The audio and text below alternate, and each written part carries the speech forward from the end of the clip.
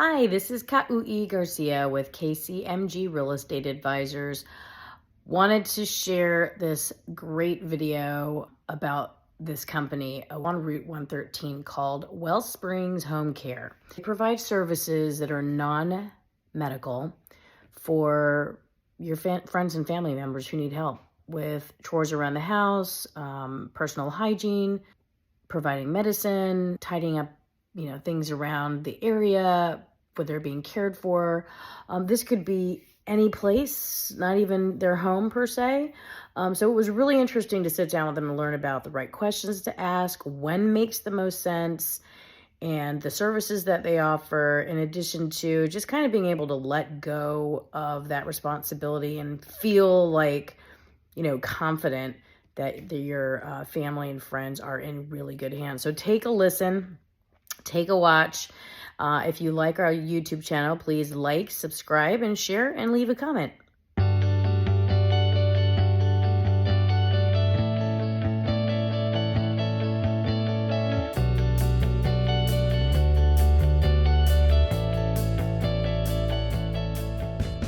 Hi, Colby and Kau'i here from KCMG Real Estate Advisors.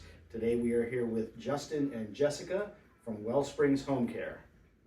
Thank you. Hi, guys. Thank you very much. Hi. Yes, thanks for having us. All right. So tell us a little bit about where we're sitting right now and what kind of the services that you offer. So you are in the WellSprings Home Care boardroom right now, and we are a non-medical home care provider, and we serve basically Downingtown, we serve down the main line, we serve out into Honeybrook, surrounding areas, so mostly Chester County, Montgomery County, and Delaware County. Okay, And we predominantly work with seniors in the areas, but we do work with some people that have disabilities as well. Okay, so what kind of services are you offering in those areas? So home care, non-medical home care is anything that you can basically do at home to keep yourself independent. So we help people with meal preparation, medication reminders, dressing, showering, grooming, all the things that a lot of times a family member will help with if they're not home, if they're not close by, or even if they just don't want to or aren't able to provide those services. We'll go in and we'll be that extra set of hands to help people stay independent.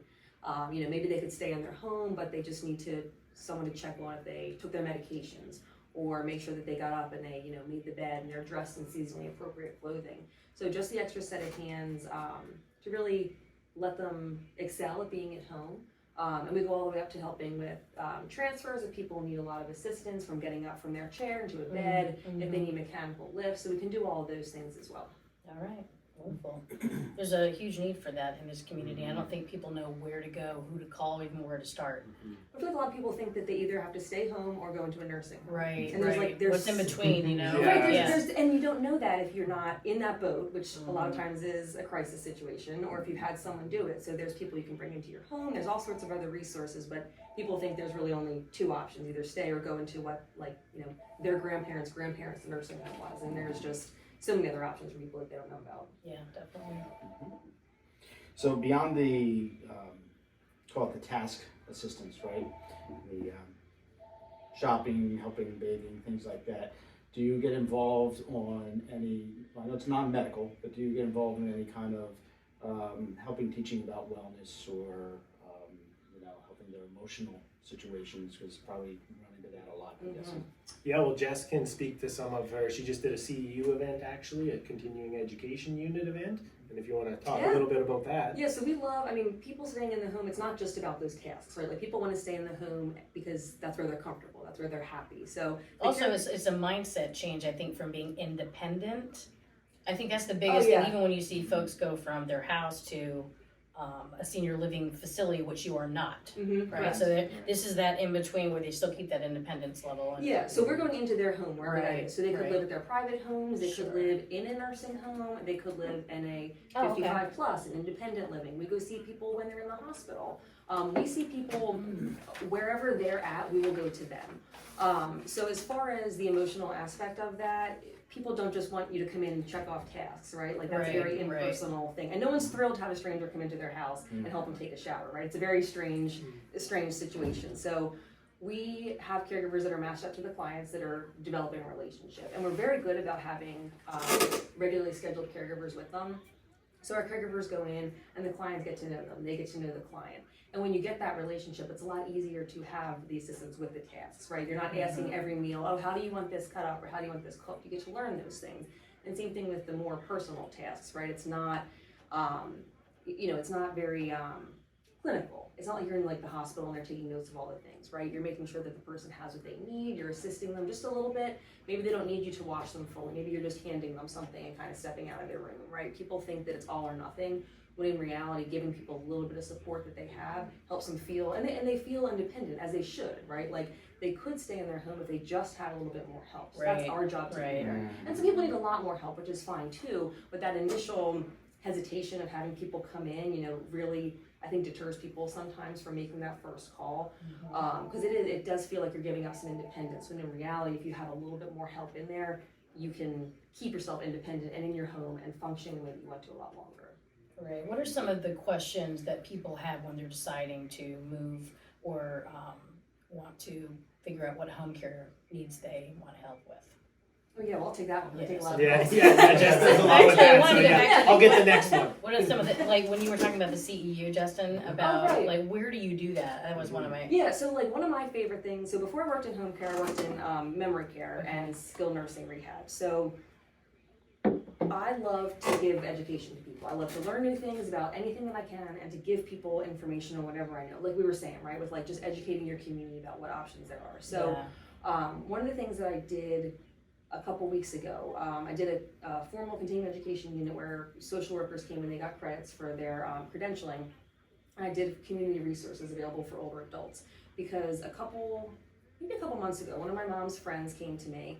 When she asked my mom, she was talking to her about like her dad, and her dad was having issues, and she was like, I don't know what to do. And my mom was like, well, call Jessica. Okay, so she called me, and we talked about home care, but then I gave her all these other options of things she could do, and she did wind up coming on services with us. The dad did. We got him services through the VA, but she said to me, how would I know about these things if I didn't know you? And like, I haven't been able to get that out of my head. That's exactly it. Yes, and it's bothered me since then. I was like, how do you get to know these things, right? So like I put together all the resources of things that in my 14 years in senior care in Chester County, like that I've come across, that it's been like, oh, I ran into this person who specializes in this unique need, or these are the people you want to need. So I tried to put it all together so that I got to the social workers, so that then when they get to family members, they can kind of point them in the right direction. And even up until the day before, I was getting new information of like, just people, because people know I like to learn, so they're always sending me things. And somebody had sent me a resource, so I even like put that in at the last minute, right? So just giving education to people, even if it's not home care, we really try to pride ourselves on being resources to people, so that if they don't need us, we can at least point them in the direction of people who will give them honest, good help, because that's really hard to find. Yeah. Okay. So back to my question: what are some of the questions that people have when deciding to engage home care services? Sure. So you want to know what we're going to do, right? And if they say mom just needs help showering, they're like, oh, a shower is like 20 minutes, which is not the case. Like maybe a shower for us is 20 minutes, right? But a shower, maybe give or take, right? But it's not long. So like they want to know, what are they going to do for the other time that we're there? So we kind of explain to them the companionship aspect, the transportation, all the other things they can help with. So they want to know what other tasks we're going to be able to do. Do they usually come to you with specific areas where they need help? I need help with this, and then you say, we do this, or we can give you direction. Yeah, so a lot of people think they know what they want, and it's not always what I feel like the big picture of what that person might want is. A lot of people will call and they say, my mom needs just help getting showers in the morning. And then I say, okay, what does her day look like? And they'll give me the explanation of everything. And it's like, well, it really sounds like your mom might need some supervision with those things. And sometimes I'm pointing them in the direction of hospice or palliative care or getting a care manager in there, trying to put all the resources together for them. So sometimes they think they know what they need. Sometimes they actually know exactly what they need. And it's, look, my family and I are covering these hours. We need someone to fill in here. And then we kind of have a conversation with them of, maybe it's not exactly those hours. Maybe it's you're looking for someone to do these tasks and this relationship with them. So maybe we look at this kind of a day or this kind of a schedule. So we kind of try to figure out what they need and explain to them what home care is. Because people also think that it's not a human-based business, right? Like we could have what we think is going to be the perfect match, and the caregiver could get out there and it reminds the client of somebody, maybe they were a teacher and it reminded them of their least favorite student, right? And it's like, despite our best efforts, it's just not going to work. So then we're kind of starting again, right? And figuring out somebody new to get in there. So explaining to them the fact that it is people coming into your loved one's home. It has to be a match for both parties, and also getting the whole picture of what they want that person to do, right? Yeah. So people ask about what the schedule's going to be, right? They also want to know different options for how they can pay for it. So one of the things that we always try to point people towards is that we work a lot with the VA, Department of Veteran Assistance, or Veterans Affairs, excuse me. So we can work with them and get home care hours authorized through them, which a lot of people don't know. We have a couple clients who can get, we have quite a few on actually with the VA now. So people don't know that those resources are available. We work with long-term care insurance. And then people also want to know how quickly you can start.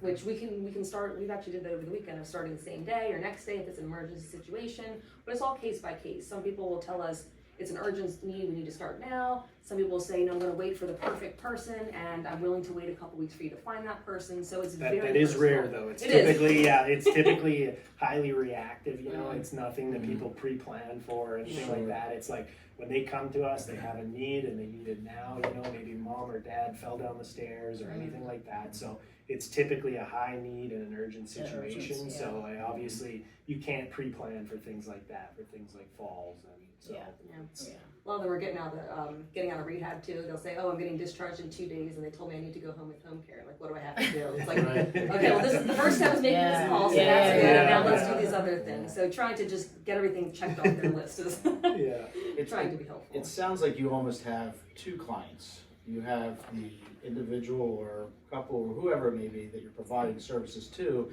but then you're also acting as like a resource to the children of those parents in a lot of cases. Oh, absolutely. So I guess educating the children of aging parents is probably a really important process that you go through. Absolutely, yeah. Educating is one of the most important things because, like Jess had mentioned, is they don't have a solid understanding of like the care continuum. So there's all different levels of care, right? There's home care, non-medical, there's home health care, there's hospice, there's moving into skilled nursing. So just trying to kind of help them work through that situation, but also let them know that we kind of all work together as a team in the industry. It's not like, you know, we're non-medical, we stay away from everything else. We all work together because we know at one time or another they're going to hit the different levels of care, right? So we kind of team up in the industry that way as well. So just to go back to that question about, well, both of you mentioned it multiple times, education. So you're getting family members who are calling and looking for assistance and asking questions, whether it's urgent or they're planning in advance or whatever. Who's typically calling? Is it ever the client? Like, is it more often someone else, or is the client? Do you guys have classes or, you know, seminars for people to come to that don't even know where to start? Is that something that you guys do as well, or? Yeah, and not so much, well, you can talk about the client end of it. Sure. I mean, sometimes clients call. It depends, right? I mean, some clients who are alert and oriented are in charge of their own finances, their healthcare, they're calling us. Probably roughly 30% of the time. Yeah, I was curious the client about that, would be calling, and 70% would be the family. Yeah, and sometimes the family member's a spouse, sometimes it's a child, right? I think most often it's usually the oldest daughter, right? The stat is the oldest daughter calls. Who's gonna call for us? We don't have any kids. Yeah, you gotta plan that. I guess we're 50s-ers. I don't know. We'll set up an account with them ahead of time. So I'm just asking for a friend. Go ahead. But yeah, it depends. I mean, sometimes it's the facilities that are calling us to gather information. A social worker or a discharge planner will call us to get some information too. So it's varied. Okay, all right. I want to back up just a little bit to talk about what was the inspiration behind setting up this kind of service to begin with. Justin, you're the owner of this home care services company. Tell me more about that. Yeah, so the inspiration kind of came from, I'm actually from Canada originally, and I come from a very small town of about 500 people, so very small, but the thing about that was we were very close to our family. I was always very close to my grandparents. 3 of my grandparents passed when I was quite young. And Jermaine, she lived well beyond any of the rest of them, and I was involved with, just kind of seeing her transition through the different phases of care through the end of her life. And while doing that, it really kind of opened my eyes up to the need. I mean, there's a huge need out there, and with healthcare in general, there's typically, there's staffing issues, there's insurance issues, there's, all sorts of different obstacles, I guess, to overcome. And I owned a business currently in Canada at that time, and it was financially rewarding, but it wasn't particularly personally rewarding. So when I started researching this, and I looked into it, and I learned about the industry for about 2 years. And that's when I decided, my fiance is actually from this area too, so it kind of all happened at once, and that's when I decided to kind of sell my company up north and take the leap and start a home care agency down here. And that was kind of the inspiration for me was, I was able to combine my love of business with being able to help people out, so it was kind of win-win. So How long ago was that? that was 6 years ago. We started in 2018. Yeah. Okay. Yeah. That's great. How was the pandemic period for you? Did Yeah. you see that there was a greater need for service during that time, or what challenges did you face during that time? Yeah, that's a tough one. It was there was a lot of challenges for everybody, not just us. Yeah. But it was really sad to see because the needs of the clients did not change. Mhm. The access to be able to help them did. Sure. Right, so we were very, very limited in where we could go, what we could do. We couldn't go into skilled nursing facilities. A lot of clients were hesitant to have us in their homes. Right. A lot of issues with that, and so that was difficult.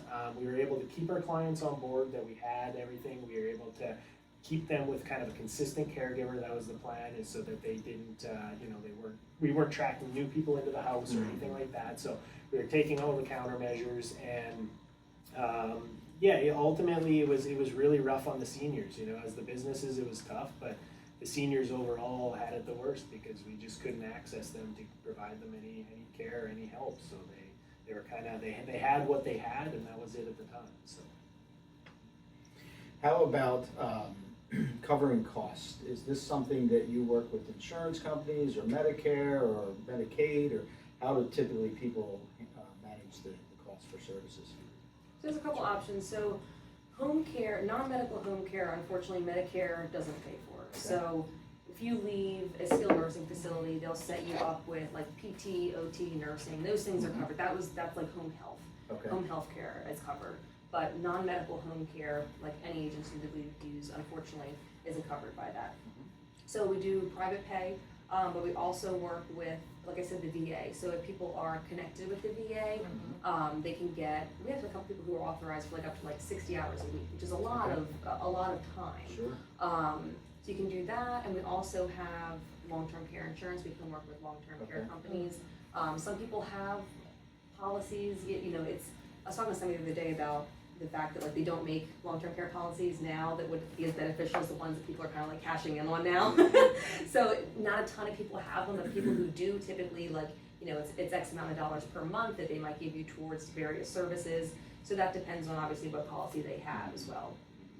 So I hear you say up to 60 hours a week. So that means in some cases there's overnight stays involved? Oh yeah, so our business functions 24 hours a day. So we have people who will be as little as 4 hours a day for 5 days a week, all the way up to people who are 24-hour care.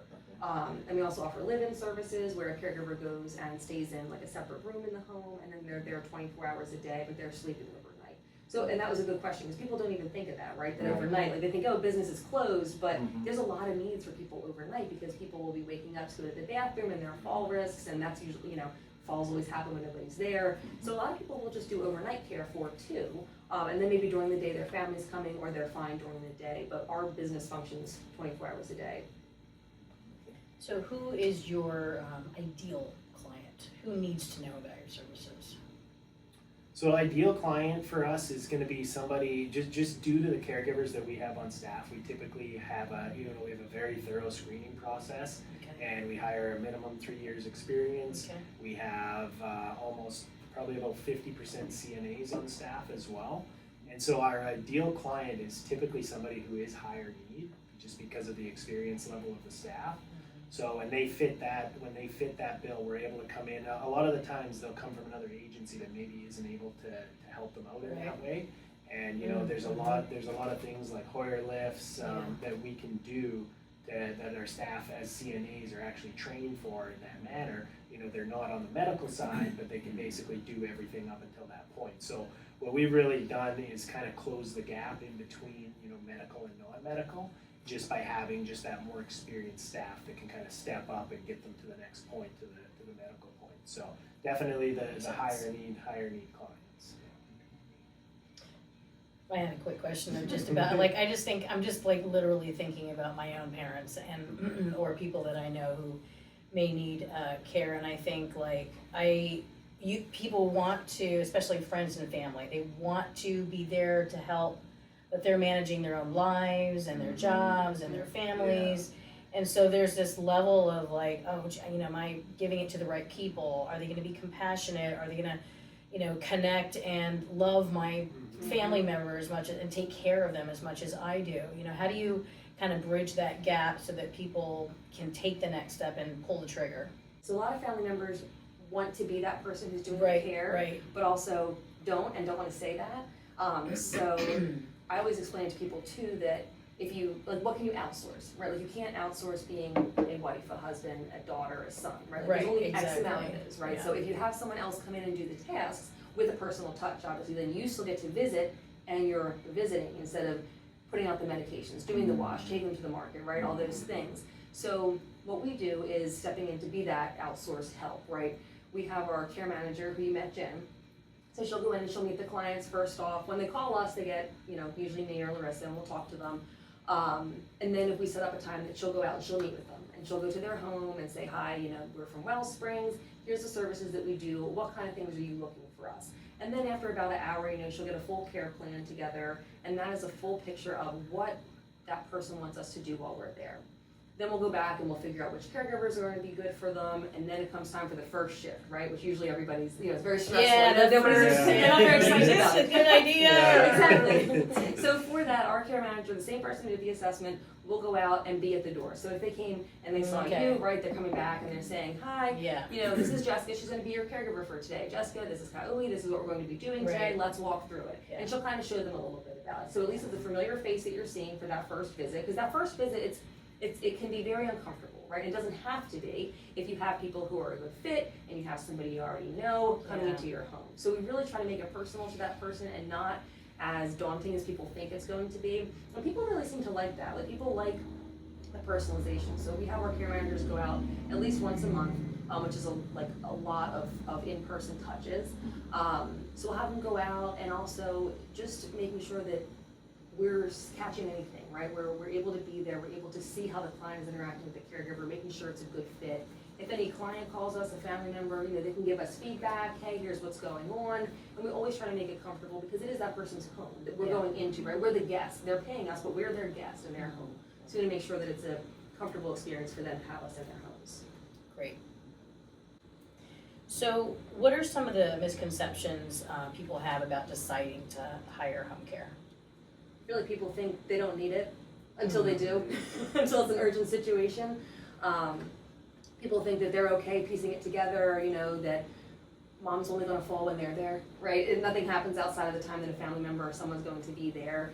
And unfortunately, you know, people wait too long a lot of times to bring in to help, which is understandable, because people either think that they can do it or they think that something's not going to happen until it does. Right. So usually then, like we were saying, right, we get those calls when someone's discharging from the hospital or discharging from skilled nursing and they actually need us in there. But people think that they don't need it, or they think that it's going to be awkward, right, having somebody in your home, or they think they can't convince their parent to do it, which is a lot of the time, like, that's where I ask them on the phone, like, where are we at in this? You know, did you talk to them about it already? And sometimes I get the people, they're like, I'm just gathering, I haven't talked to them yet, which is very proactive. But again, that's where I tell them too, like, if, like, no one's excited to have a stranger into their home. So being able to explain to the family member as like it being a break for the loved one, right? Like, look, I'd really like to visit with you and just be able to talk about what's going on. So it would help me if we have a company come in and do this. And I want it to be someone who's reputable and we trust and you feel good with. So let's interview them and have them come in. So how you phrase it to people also helps with that barrier of not wanting it or not thinking that they need it too. Yeah, see, in our business too, people think they know about how to do what we do, but That's because they watched it on TV, right? Well, it's obviously Yeah. true if it's on TV, Yeah, right? yeah, that's how everything is now. So, you know, there's a lot of misconceptions. Are there any other big ones that people need to know about that Well, maybe you one- want to squash? Yeah, well, one thing I would say is definitely a sense of independence. That generation has a, you know, they tend to lean towards being very independent, and they're almost like, it's almost like an embarrassment to have somebody Yeah. come in and give them a hand. And so we try and talk them through that, and we try and warm them up to the idea, and we bring somebody in there, and 9 times out of 10 when we bring them in there, they think, wow, this is a great fit. Like, I love talking to this person all day. They're helping me out around the house. They totally forget about, you know, that independent nature. And so getting them over that obstacle, I'd say, is one of the biggest ones. But I would say, as far as the misconception, is just that we're not coming in to steal any independence. We're just there to kind of offer a helping hand where needed. You know, they can still do their independent things independently, and we can help out where needed. So. Good, I think that's Yeah. important. I bet that you probably find that it's not, so you have the apprehension of the caregiver, whether it's a child, a family, whatever it may be. But I bet you that you find situations where the person receiving the care is almost relieved that it's not Oh, the yeah, that's child or the family member who's doing certain tasks, you know, and taking that burden off of them and or that level of intimacy away from that A lot of calls I'll relationship. get too where it's like, I need help with this, and we do get those occasionally. I need help with this, and I don't want my family to do it, right? So it's it's both ways. Some people you have, you know, I don't want my family to do it, and other people are, no, my family's fine doing it. The family's like, no, I'm not. I'm not fine with this at all. So Yeah. it's both ends. It's both ends. But we're there to help both people, right? Yeah. You know, the loved one and the client. But it's funny because once we do get the caregivers in there, they do really like talking to them, and I feel like over the last week we've gotten quite a few calls of people calling and saying, like, this person was great, like, what else is their availability, can they come back? Because they really like them. We got one of our VA clients, we got hooked up with one of our caregivers, was in the service as well, and they just had so much to talk about, and they were thrilled, and the wife called me so excited that she was like, this was the perfect match, like, please get it out. Great, Yes, but we'll you make it love time. to hear that. Yeah, it is, Yeah. and I mean, like, that really does, it does happen a lot, that people get very comfortable with their caregiver, and then it makes it so much more personal and comfortable for everyone, right? The caregivers have a good relationship with the client, and then everybody feels, you know, just so much more at ease getting the care that everybody needs. I have a quick question about just the time commitment. Sometimes people hesitate to make a call, whatever it is, like the doctor to a car dealership, like, you know, things where they're gonna have to either know something they don't want to know or spend money they don't want to spend. You know, like, are there clients who only engage you guys for like a couple hours a week? And like, what's too small of a client?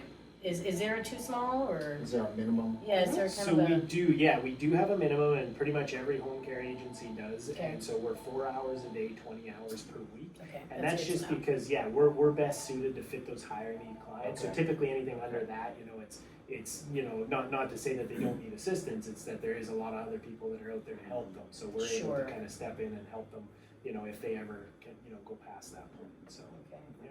The last question I wanted to ask her is that, you know, what sets you apart from some other home care service providers in the area? Yeah, so I mean, I think the main thing is our caregivers. So our caregivers, obviously that's the business, right? Is people going into people's homes. So like Justin was saying, all of our caregivers are either certified nursing assistants, CNAs, so they're the people who are doing your care in the hospitals and skilled nursing. They're either CNAs, certified home health aides, or have at least 3 years of experience. And those people, you know, we're not just like finding them online and bringing them in. So We're actually those meeting. qualifications, Yeah, so you're we're really meeting vetting with them, out. making sure they have those bedside manners, right? I mean, because it's a very personal business. So we're making sure that they, you know, they present themselves appropriately. They're interacting with us. They're making eye contact, doing everything that we would want people to do if they were caring for us. So our caregivers definitely, and also the amount of field supervision we have. So our Okay. care managers will go out. Like I said, for the first visit, they'll go back and check in person at least monthly. We offer that all the way up to weekly, which not a lot of other agencies will do that. Obviously, the caregiver is still coming out, whatever your schedule is, but having a manager come out and check on things and be another set of eyes can kind of offer some additional referrals to other places if needed, updating the plan of care, just making sure that the whole picture is taken care of.